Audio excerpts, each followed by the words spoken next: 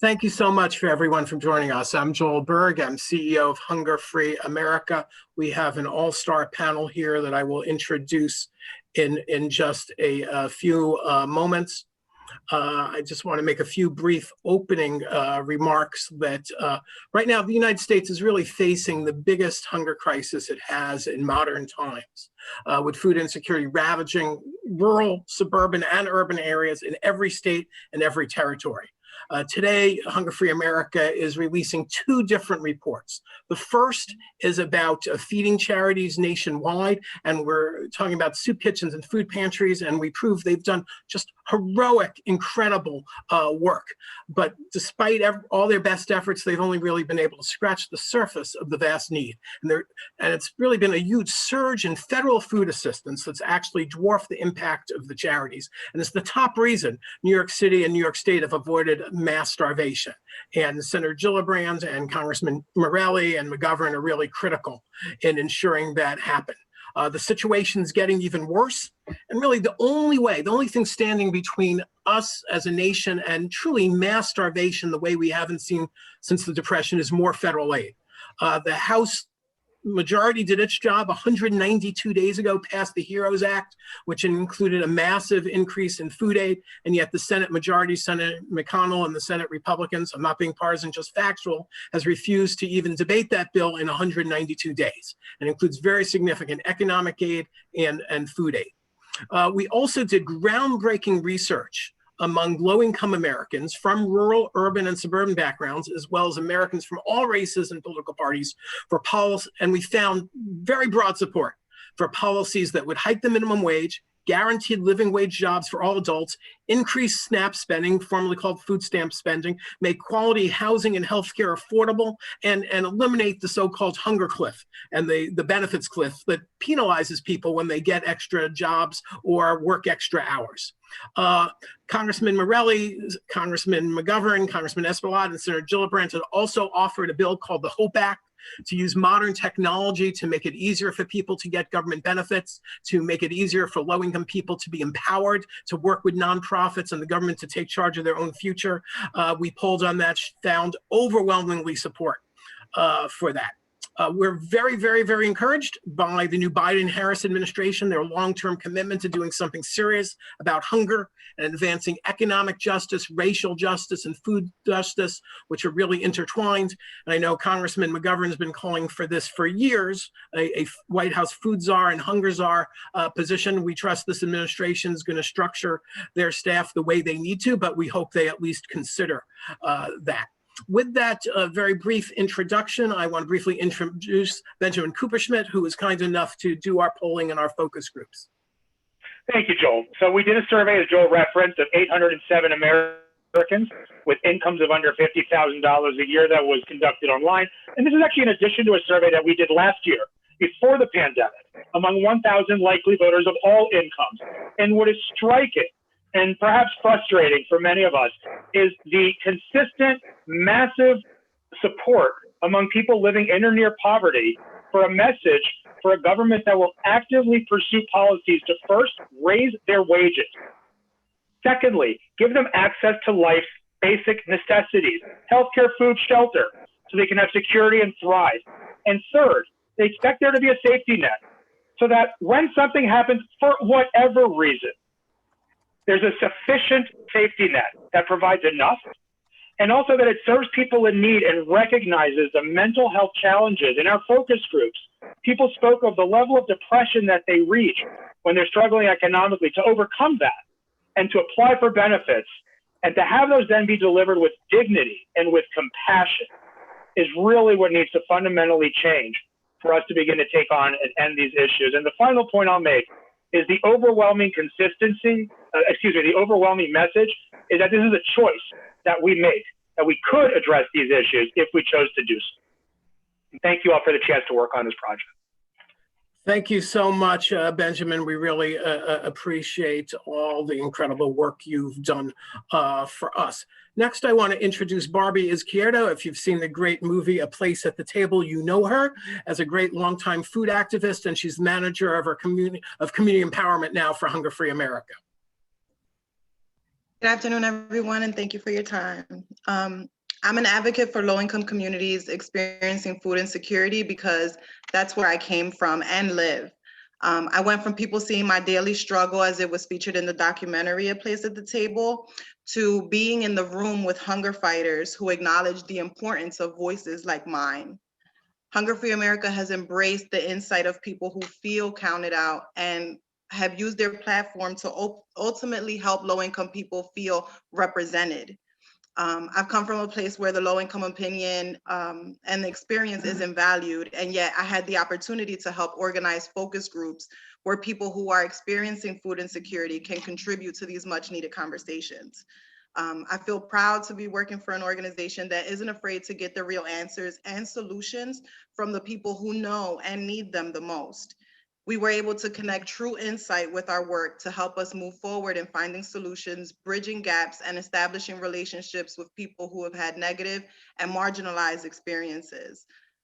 Ultimately, we, myself included, have been given the opportunity to show that low-income people are not a burden to society, but more so people with barriers and inadequate access to resources who, given the right opportunity, can help this nation and can be positive influences on communities, policymakers, society, all because what we want is the support that we need in order to be successful instead of just surviving. Thank you. Thank you so much, Barbie. A lot of people have asked me in the last, 6 months, what keeps you going? What gives me hope? What gives me hope are community activists like Barbie working on the grassroots level and some of the incredible leadership we've had here in our home state of New York. Our U.S. Senator Kirsten Gillibrand has been a true champion of the least powerful people in New York and America, people who don't have campaign contributions to give, but whenever we need help and low-income people need help, she's there. She's making waves in the Senate, pushing people to cut other things and not cut SNAP. And just truly saying, boy, here's some hope for us. We have a really powerful person in the United States Senate who's waking up every morning saying, what can we do to fight for the least of these and make life better for hungry New Yorkers and less bad for them? So it's truly an honor to have Senator Kirsten Gillibrand with us. Thank you, Senator. Well, thank you, Joel. Thank you for your leadership. Thanks to Hunger Free America for bringing us all together and having this event so we can really draw attention to the need that is rising all across America. Since the pandemic, I've spent time all across New York visiting food pantries. I've been in upstate New York, where there are lines of cars that go on for miles. I've been in New York City, where the lines for food banks go around the block. And I can tell you, families across New York that I've spoken to are suffering. They're afraid, they're anxious, they don't have enough food to put on the table. Their children are going to bed hungry. And you just have to imagine, we've been in this pandemic now since March. And people have been without income, without stability, without food and resources because so many industries in our state have closed. Tomorrow is Thanksgiving. Lots of families will not have enough money for a turkey or any food. And so they will go hungry on Thanksgiving. And we are the wealthiest country in the world. It is outrageous that we have so much hunger in America today. We have to end hunger in our lifetime. We have to marshal the resources and marshal the will to do the work to end hunger. Food banks and groups like Hunger Free America have been going above and beyond the call of duty to help advocate for families who are hungry and to meet the need.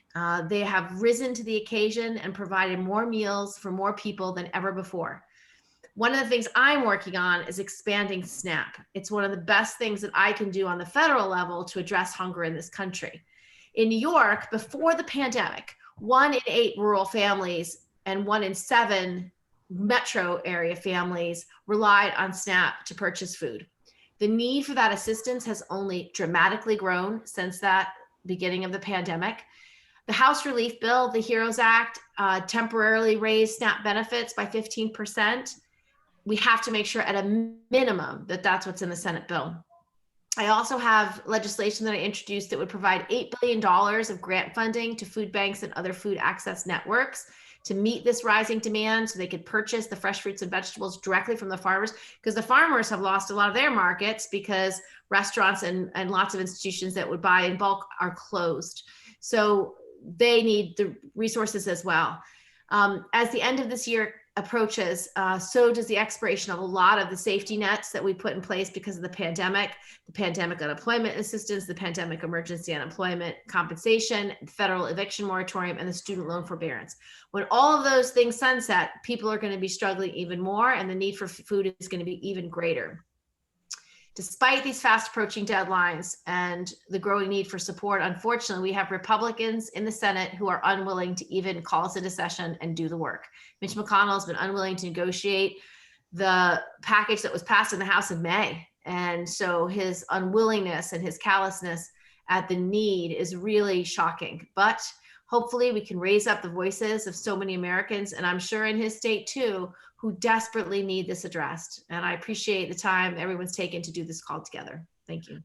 Thank you, Senator. As you know, you've also been a champion of national service. And I neglected to mention our poll also found overwhelming support of low-income people of sort of a new GI Bill to allow people to serve their country and earn college benefits or start a new business or open or be able to put a down payment on their first home, something you've championed as well. Next person I'm truly honored to introduce, Congressman James McGovern of Massachusetts. Not only has he, since the second he entered Congress, been just tireless in fighting for dispossessed Americans and fighting against domestic and international hunger. Now he is the chairperson of the very powerful House Rules Committee. And having gained more power, he hasn't diminished his commitment to this fight one iota. In fact, I understand you just did your annual walk. Was it to 43 miles or something like that as part of Monty's March to raise money for the food bank of Western Massachusetts? So he really puts his body where his mouth and his votes are. So I'm honored to introduce Chairman James McGovern. Well, thank you, Joel. And I want to thank Hunger Free America. But Joel, I really want to thank you because I appreciate your impatience when it comes to struggling families in this country. Look, as you just mentioned, I just finished a 43-mile walk called Monty's March across Western Massachusetts to raise money for the Food Bank of Western Massachusetts. The good news is we raised a record amount of money. The bad news is it's nowhere near enough to meet the need out there. Hunger is a reality in America. And here's the thing, it was a reality even before the pandemic. The pandemic has just made things worse. And hunger is a political condition. We have the food, we have the money, we have the resources, we have everything we need to solve this problem except the political will. And my hope is that working with the new Biden and Harris administration, we will be able to make addressing hunger one of their top priorities. Because it is a problem that affects right now in excess of 50 million people in the United States of America. You know, it is vital that we work with the next administration to try to get something like the HEROES Act passed. As Senator Gillibrand mentioned, I mean, that would boost the maximum SNAP benefit by 15%. It would increase to the monthly minimum SNAP benefit from $16 to $30. It would pause all the harmful terrible regulations that the Trump administration put into play that will throw millions of people off the benefit. That's what we need to do right this second. But from there, we need to expand SNAP eligibility for hot and prepared foods. We need to partner with restaurants and nonprofits to provide food for vulnerable communities. We need to expand online SNAP to smaller retailers. We need to provide universal school meals to all children. But we also need to understand that the SNAP benefit needs to be enhanced and increased in general. The average SNAP benefit right now is about $1.40 per person per meal. So people who are on SNAP end up having to rely on food banks to be able to put food on their table for the month. The other thing, and I hear this from my Republican colleagues, is that, well, people just need to get a job. Well, the majority of people who are able to work, who are on SNAP, actually do work.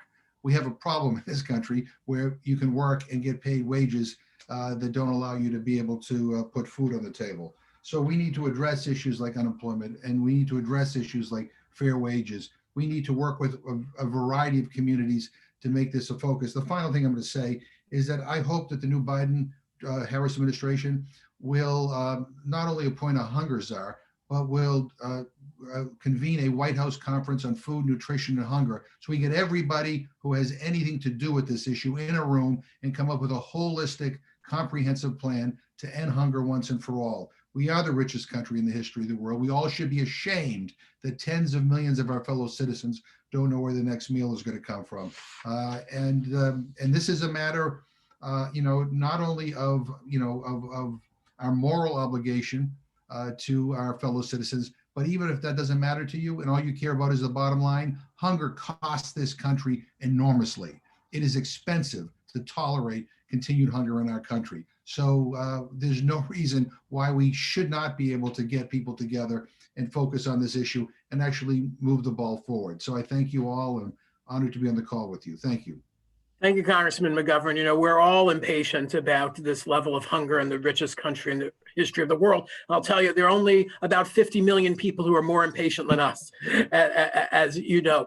Right. With that, it's my true honor to introduce Congressman Joseph Morelle of upstate central New York, the Rochester area, who's quickly, after many years in the New York State Assembly as a champion of these issues, has become a true leader on this in the U.S. House. Congressman Morelle.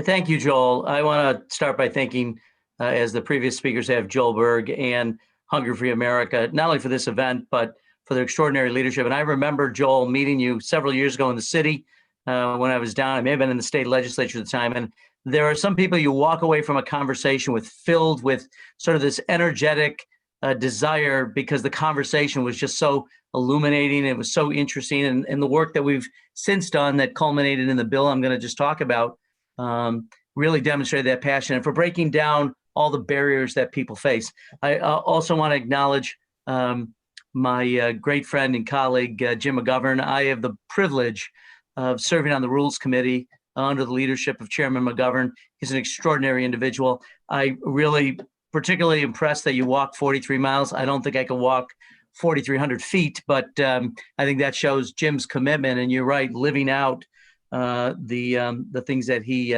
talks about.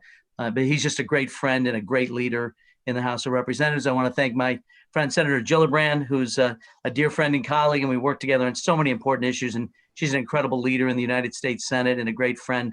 And I also want to acknowledge Chef Colicchio. I didn't mention this, but a few years ago, I did you the honor of not interrupting you and your family. We were at the gate together at LaGuardia. You were about outborn, and I was with my wife. She said, "Aren't you going to say hello? You're a big fan." I said, "Nah, I think he needs some time with his family." So I can't promise you the next time that happens, I won't come over and say hello. But I want to thank him not only for his incredible work as a chef, but the incredible amount of time and energy he devotes to this important subject. So let me just say, as Senator Gillibrand said, tomorrow's Thanksgiving. If you come from big families, and I come from a big Italian family, it's going to be, although a different day tomorrow than it has been in the past. We celebrate with extravagant dinners, and everybody, sort of eats more than we need, certainly. But for millions of people across New York and across this country, it's just going to be another day to confront the hunger for themselves, for their children, and their loved ones. I appreciate the report done by Hunger Free America. It makes clear in stark numbers what we've known for months, that the pandemic has severely exacerbated our nation's hunger crisis, which we already had, but it has shined a grim light on how fragile food accessibility is, particularly in communities of color. And that's something else that this pandemic has shown us, is the real impact on those communities. Millions of people are now out of work. As my friend, the chairman, said, that, when people say, well, just get a job, that would be okay if jobs were accessible, if there were jobs. But we've seen, I think just today, another nearly 1 million new applications for unemployment benefits. So people are turning necessarily to food banks and government programs. If families apply for a myriad of programs, whether it's nutrition, healthcare, housing, unemployment assistance, and the administrative barriers and burdens to get through that are extraordinary. And again, while we have demand that's greater than it's ever been. And that's why Senator Gillibrand and I and Chairman McGovern, as a co-sponsor in our bill, are working and have a bill called the HOPE Act, which change how we approach applying for distributing benefits to eligible Americans during a time when they need it the most. The numbers are extraordinary. Even under normal times, 55% of Americans over the age of 60 who would qualify for SNAP benefits don't receive them. 15% of all people in America who are eligible don't receive those benefits. And the working poor, it's over 25%. It's extraordinary numbers. So we can utilize new technologies. One of the things that I got so excited talking to Joel about, innovative ways to work across multiple government agencies and programs to allow people to more easily access and monitor their benefits while creating personal plans, customized plans. A lot of work we're doing in Rochester is in this space. But government services are supposed to do that, provide services. That's what the government is supposed to do, not make it more difficult for people to access the programs that they need. They don't need more bureaucratic problems. They don't need more red tape, especially now when we're trying to take every step possible to uplift families during this extraordinary time of need and to make sure that no American is ever left behind. So in addition to the HOPE Act, I've been working with Chairman McGovern and others and many of our partners on the call to expand SNAP benefits, strengthen school nutrition programs, bolster emergency meal options, and so much more. There's so much work to be done. I join with the others in my hope and my excitement about the Biden-Harris administration and what they will do and how they will set us on a new path. But the time is now. The time is way past now, but we've got to take this up. This is a crisis, and I'm so grateful to all of you for working on this and trying to help address the hunger crisis in America. So, Joel, thank you so much. Thank you, Congressman. And before I introduce Tom Colicchio, I want to thank your staff, Congressman McGovern's staff, Senator Gillibrand's staff. I'll always say this: smart, competent, secure people hire smart, effective staff because they know it makes them even more effective. So I want to thank your staff, and I want to make sure to thank all of my staff and all of our team. I get a lot of credit for this, but we have incredible people working their tushies off under very difficult, dangerous circumstances. They're insisting to go out in the community when I'm saying, well, maybe you should do this remotely. And they're saying, no, we can be more effective in the community. So I want to thank all of them. Next, I'm going to introduce Tom Colicchio. Some of you know him as a TV host. Some of you know him as one of the top restaurateurs in the country, an activist for the restaurant industry who's desperately in need of assistance. We strongly support the move to create a restaurant stabilization fund to help independent restaurants, but he's also been a longtime anti-hunger and food activist and a really powerful voice on these issues. Tom? Thank you, Joel, and thank you for inviting me to this panel and all the work that you do at Hunger Free America, and more importantly, on being my mentor when it comes to these issues around hunger. I want to thank all of the members of Congress that are on here for supporting the Restaurant Act, and also for the work that you do. And Jim, you're one of my personal heroes for the work that you do around hunger. And Senator Gillibrand, you fight so hard for New Yorkers and everybody across the country. So thank you. Isabel, thank you for being on the panel as well. Barbie, I do want to special thanks to Barbie. That film that was talked about, A Place at the Table, my wife directed, and Barbie it was amazing to see herself at her most vulnerable, tell her story and tell the story about her family and her struggles. And it's just so impactful right now to see that you're doing well and that you become an anti-hunger advocate. It's just, I'm so happy for you. So thank you. And I'm sure a big thank you and hello from my wife, Lori, as well. You know, I had a few comments that I'd written down, but I'm going to kind of speak from the heart here for a second. You know, I'm watching the news lately, nightly news, cable news, and we're seeing stories of over 50 million Americans that are struggling to feed themselves, 24 million Americans who say they didn't have enough to eat this week. We're seeing 1 in 4 children that are hungry, kids who are going to school who don't have enough to eat before school. We're reading about, seeing stories again of seniors who have to make decisions between taking medication and feeding themselves, parents that have to make decisions between feeding themselves or their children. And we see these news stories. And if this were another country, we would feel for them. We would say things like, where's the leadership here? We would feel bad that they live in this country. My children, if they were watching, I would have to explain, well, that's a third world country, that's why that's happening. But no, this is America. It's happening here. This is happening to us. This is happening to our neighbors. This is happening to members of our family who may be too embarrassed to tell us. This is happening in communities across the country. There is hunger in every single county in this country, and it's just growing. And so it's time that we start talking about ending hunger, not just managing it. We have to end it, and we can end it. Congressman McGovern, when we made the film, was the first person I heard say that this is a political issue. It's not an issue of resources. We have enough food. We can feed everyone. We don't have the political will. And so, yeah, tomorrow's Thanksgiving, and we're going to see news stories again tomorrow. We're going to see the turkeys given out, and that's great that so many people are doing this work. It's really important to feed our fellow Americans, and everyone's going to pitch in. That's great, but let's keep in mind after that turkey that they get, after standing in line for an hour or two, they're going to be hungry the next day, and they're going to be hungry the next day. And it's only smart policies that can fix this. Smart government policies from governments that want to think big, and do well for their constituents. But I do have hope. It's the season of hope right now, and I have hope. And this is why I have hope. Because these lines that we're seeing, 3 hours long, of people waiting to get food, these are from people who 8 months ago were solidly middle class. They're in their cars. I'm seeing Mercedes and BMWs in those lines. These are people who never thought in a million years that they would struggle, that they would have to try to figure out where they're going to feed their family. And so I'm hoping that when we get through this pandemic, that as a country, we're going to have more empathy for people who are struggling. No one asked to get born into poverty. And yet we keep hearing the stories about just kind of pull yourself up by the bootstraps, and maybe you've made mistakes and go get a job and don't have as many children.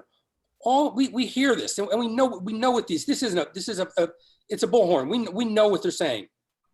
And so I'm hoping that those people who bought into that narrative, that they're going to look at themselves and say, now I get it.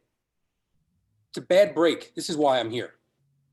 And so we'll have a greater sense of empathy. And I'm hoping with our new administration, under President-elect Biden, he has that empathy. And hopefully that will encourage more people to think this way, because we can end hunger. This isn't something that's far off that we can't sort of grasp. There are a lot of big problems out there that are going to be problems for a long time, but ending hunger in our country is something we all can do. And again, smart, effective, good government will do that. The idea that we want to shrink government down as far as we can so we could drown it in a bathtub. That's the Grover Norquist line. Well, we're drowning in that bathtub now. We can get this done. Happy Thanksgiving all. Have a great holiday. Thank you, Tom. Before we open it up to on-topic questions from any media, I want to close with Isabel Vera-Calderon. She's a member of our Food Action Board in the Bronx. We believe that no social movement in history has been won by one people on behalf of another, and that's why we've helped empower people with lived experience to speak out about their own experience. Isabel, thank you for joining us today. Good afternoon, everyone. Thank you very much, Joel. I am honored to be part of this call. As a mother of three and a grandmother and a resident of the county of the Bronx for over 30 years, I have not remembered another time where we have gone through so much struggle and so much pain. I am talking on behalf of my communities, of all the families around the country, single parents, single mother's household, single father's household, grandparents raising children, our seniors that need so much help. I want to thank all the elected officials on this call that they are making the impossible to try to push our policies and try to change what is wrong with our country nowadays. I've always been a proud American. I am an immigrant. I came as a child to this country, so I know what it is to struggle. I was a single parent for 16 years, so I know what it is to go up the ladder and to see my neighbors suffering, to see grandparents trying to put food on the table. It is so sad that we are going through this as a country, that we have been around the world, the #1 country, a country where we have succeeded and have gone above and beyond for other countries. We need to do the same thing for our neighborhoods. We need to do the same thing for all our families. We see the pantries. I am so happy, so thankful that in this country, we do have those pantries, but we need to get more resources to them. We want to make sure that they have enough for those long lines that are now triple the amount they used to be before COVID. And we want to make sure that our families do not go to bed hungry. So tomorrow, as being Thanksgiving, I will put a prayers for all those families, but also for all our elected officials, that they come together and they make these policies go through. We need SNAPs to be increased. We need food stamps and the WIC to be increased. We have people that are under these services and they still does not meet the needs that they have. Families that have 3, 4 children, the kind of SNAPs that they are getting is not enough for them to cover everything they need to cover. So I want to thank everybody, and I hope that we could come together and really help our neighbors. Thank you.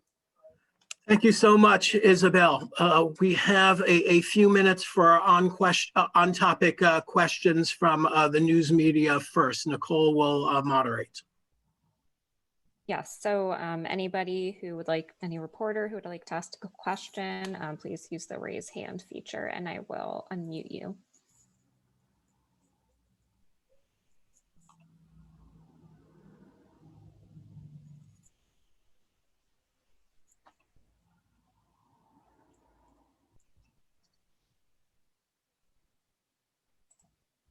Yes, Paul.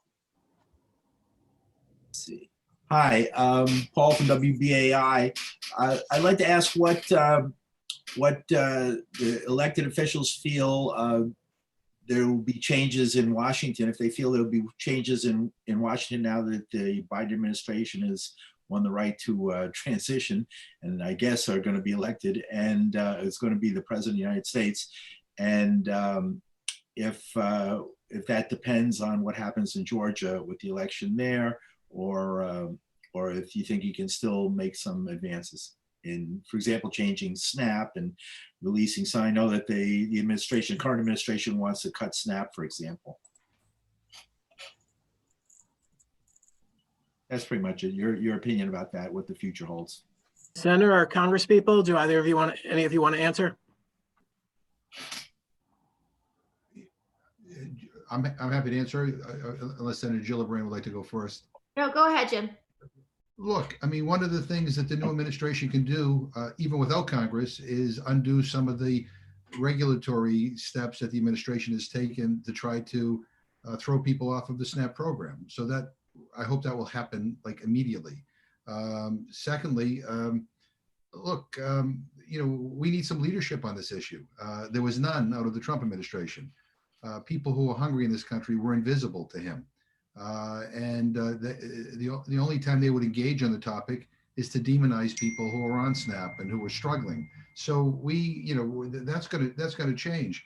And I think that there may be a few Republicans in the Senate. The senator can talk more about this, who have a conscience and a heart, who might be able to peel away from Mitch McConnell and hopefully be able to move something forward.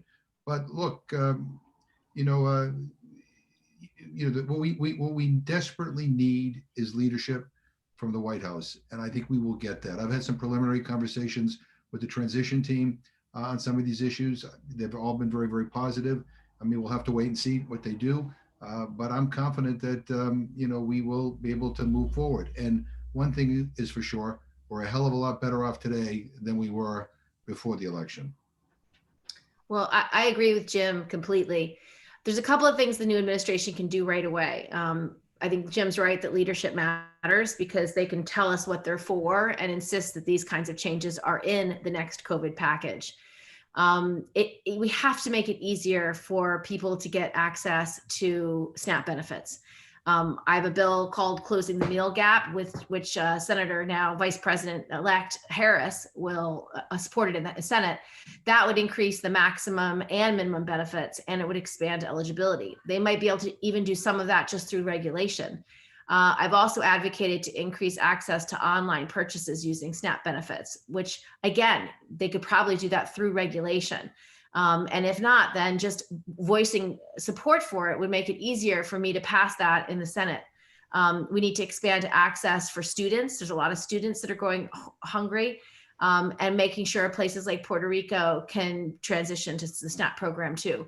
So these are all things that the White House can try to do unilaterally, but if not, they can raise their support for it, which at least can get me all Democrats, and then I can find a few Republicans that will cross over. And I do work with many Republicans like Lisa Murkowski on SNAP benefits and food programs. So I am optimistic that in this. You know, I'd like to just add one thing that it was prompted a little bit by what Chef Colicchio said, which is, you know, there's this sort of myth that happens, certainly in my neighborhood, in my community, that we all pulled ourselves up from our bootstraps, that no one in our family ever had SNAP or food stamps. But for millions of immigrants who came to this country, we had the relief package under the New Deal. And there were a lot of people who couldn't find their way to jobs because there weren't jobs available and really struggling. The government stepped in an enormous way and helped a whole generation of Americans. So what I'm hopeful that the new president administration can do is remind people a little bit of our history. We have a history of working together, of a collective desire to do good and to make sure that we care about one another, our neighbors, our friends, people who have struggled.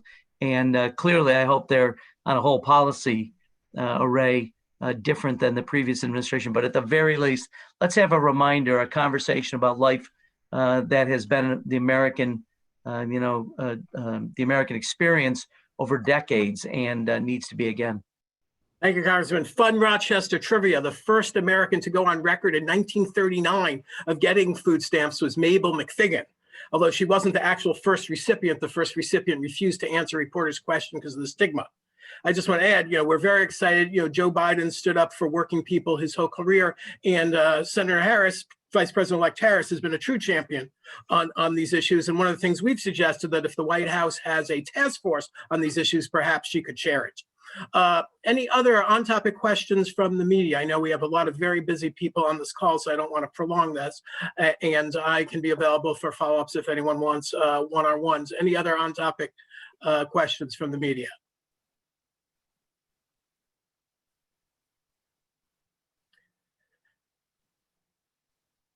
If not, I just want to thank all of you, all you watching, and all our panelists for all you do.